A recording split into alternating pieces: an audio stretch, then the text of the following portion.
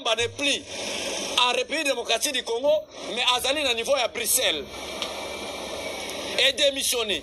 Maintenant, quel était le coup de Joseph Kabila contre le président de la République démocratique du Congo? Après qu'on a fait le coup d'État, il y a un président Félix Tshisekedi physiquement, avion, lance-roquette, avion Antonov, chef de l'État, Baluki Batanta pour déstabiliser les bétons Fati, Bamonike Bakokite, Bakomiko Tchamoutou Nyoso, na président Benoît, ou la Cour constitutionnelle. Pression.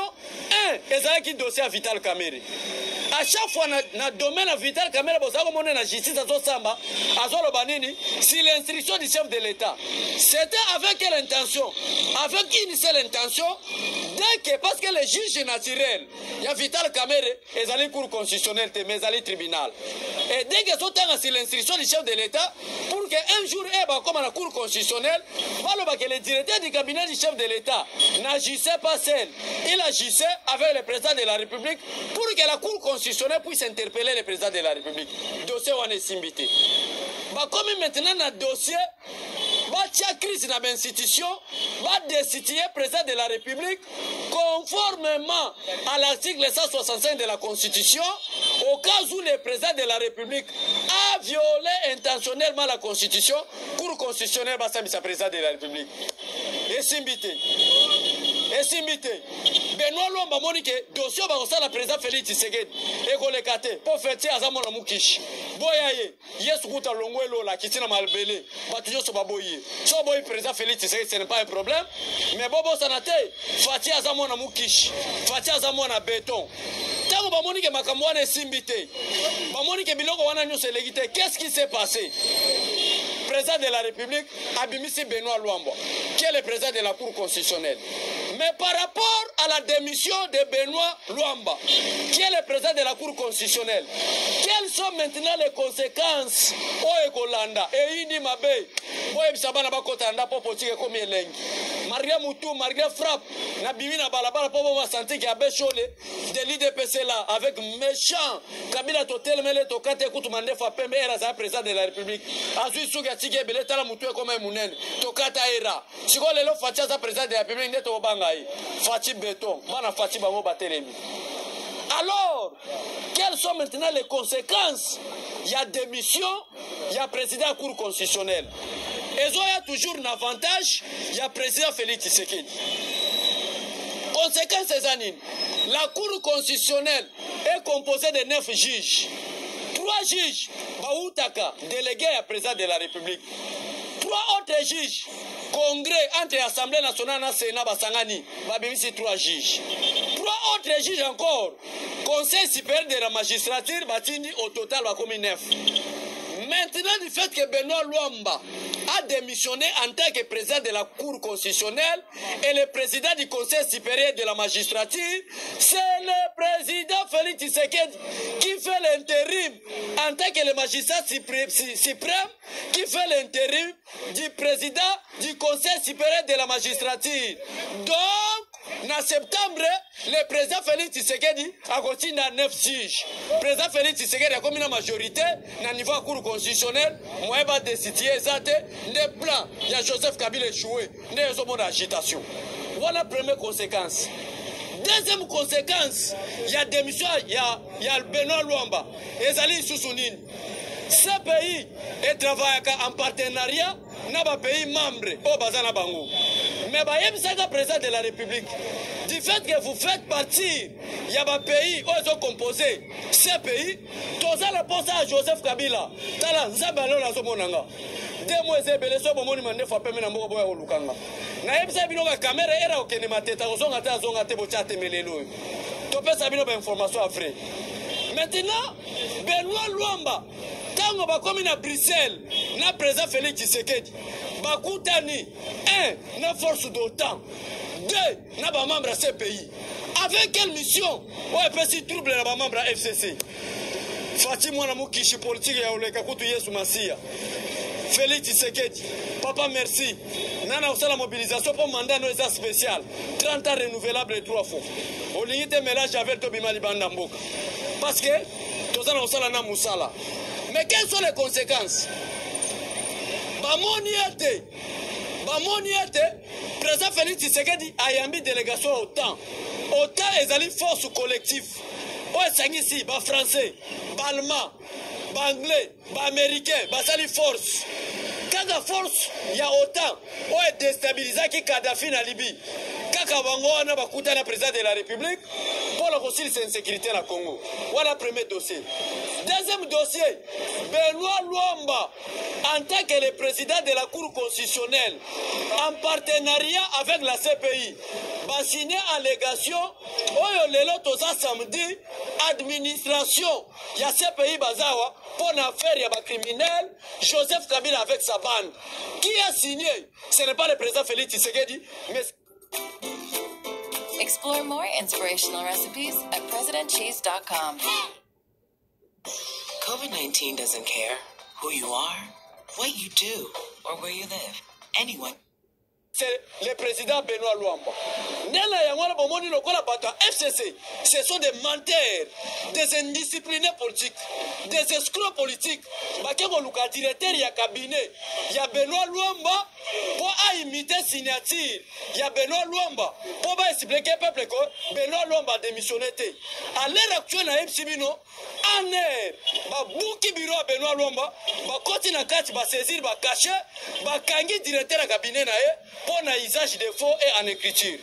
Félix Tshisekedi Beto Mwana Mukishi. Talane Kabila Osagana. Kabila Félix Tshisekedi ne gère pas. Wana Batalamuka. N'habitation il peut bateau bala nanga Batalamuka baza. Mais bon, Zanabino, c'est ça l'opposition, c'est la démocratie. Mais Félix Tshisekedi ne gère pas. Félix Tshisekedi, Azosara Makamute. Félix Tshisekedi Boete. Mais Kabila va gérer. Chadar Yawana Solelat. A comme il a la dictature, comme il a fait, il y a un pas Mobutu. Mais toi, Bino Boloba qui a géré. A comme dictateur, Mawana Bino. Nena Yangwana peuple congolais, Mboka Ezako Inda. Mboka Ezako Sepela. Mboka komi elengi. Ne Yangwana Lubike na kokanga munokote, na kobima. Chaque fois, Sabino Sobomoni Moutaboy Félix Tshisekedi Botikae. Félix Tshisekedi est la personne, la seule personne pour le moment qui peut parler du changement. C'est Félix Tshisekedi. Bokosi Batwawa, oh Baluba Wana, mais moi qui vous parle, je ne suis pas Tibilouba. Namubunda Idio Fayu, Bandoki, pour sentir. Félix Tshisekedi au Kangabak. Ne Kabila a contrôlé na babande naï. Si vous avez de jour au jour, président Félix Tshisekedi a un état d'urgence. Et ça pour empêcher Bamiyibi à FCC. Babi Malibanda Mokate. Na kache état d'urgence au bon réseau Betama. Bon réseau Betama. État d'urgence bon réseau Betama. Ce qui est état d'urgence, c'est la Temere Kabila na Batema Kima Kala. Ne Wazomona. Félix Tshisekedi aye force tabazawana état d'urgence et bakisami pour te bakanga discipliné politique nyonso ya FCC peuple congolais fongo la mission. Kabila yela mboka na biso le 17 mai 1997 na babota mbula munduki kuta sako memeleke na poa mais akoma milliardaire botuna te milliardaire akoma wapi donc pour le peuple congolais bo sangana Félix Tshisekedi va arrêter toutes ces personnes. Félix Tshisekedi n'est pas un indiscipliné. Félix Tshisekedi n'est pas un dictateur. Azosala makambo en tant qu'un démocrate en respectant les principes. Néanmoins, makambo qui a journée. À bientôt. Qui vivra verra. Sambela nzambe kufuate. Yebisa nzambe ba shota 2 semaines 3 semaines. Omona makambo ezo ya liboso. Ndebo ba Félix Tshisekedi a dictateur. A dictateur te. Mais asale la politique ba benga politique les corbeaux et les renards. Kabila na manduki. Azoluka bomba peuple. Félix Tshisekedi a conseillé. Bonjour monsieur Joseph Kabila. Que vous êtes joli avec des barbes blancs. Je ne peux pas fouiner le passé, mais je vais te protéger. Mais les loyo. Les loyo Fati azokanga donc les alliés politiques, il y a kokanga batu. Bo prier nzambe. Oko bosa na kosambe la maman non papa non mais ko bosa na kosambe la Félix Tshisekedi te. Boso ko tali bien. Papa na tigio peut-être pour pousser. Mais Félix Tshisekedi alinga tigio atana compte na banque. Mboke to mama liboso. Qui vivra verra. Sambela nzambe nzamba papa te la yo. Sambela nzambe mona makambo ya liboso. O mona ke Félix Tshisekedi amona mukishi. Qui vivra verra. Bye bye. Que Dieu... Bonjour et bonsoir, ma petit peuple congolais mbote. na bandi na zana mingi te ya ko compléter likolo ya maloba ya Abbé Chole oyo nyonso Abbé Chole alobi ngana aloba yango na sala d'émission plan oyo ezalaki ya Vital Kamerhe po ba destituer président Félix Antoine Tshilombo na sala yango be mission tongo ngana aloba ba biloko wana na loba yango etant que prophète na loba yango ke plan na bango eza bongo na ye ko loba lisusu pe na 2023 élection ke zalate il faut to le grand recensement ko recenser batu baza na mboka pe libana ya mboka eza ba biloko ba 5 à 7 ans ou 10 ans après on a to na ba élection to ko sala ba élection te ke to yebi nani oyo te voilà place makambo ezali eloko ezali wa to solo ba yango eza jeté CPI eza na mboka pona makambo ebele bato bele fo bakangama omoni tokotika teke plus de 12 millions de personnes bakufa bakende kaka ndenge wana jamais omoni donc tolobaki yango ke Félix asali politique de corbeau et les renards pesa makambo zo makambo omoni azu pouvoir avandi abaluki na kati Mobutu asala yango eloko wana oyaza nango asala yango pe ba Belge abenda makambo na 1965 et j'ai les jeunes en 2019 Félix a joué ma solo on a bêti même carte auto za na kokende na yango Kabila za sur la place était donc pour votre information kutu muto nani Shadari coup sur coup bakangie mbongo na ye na côté kuna ya lufu 50 millions de dollars américains na kati ya remorque ezokende wapi omoni ndeto landi bande ko mususu awa ayote Félix akena na kinga kat koluka nini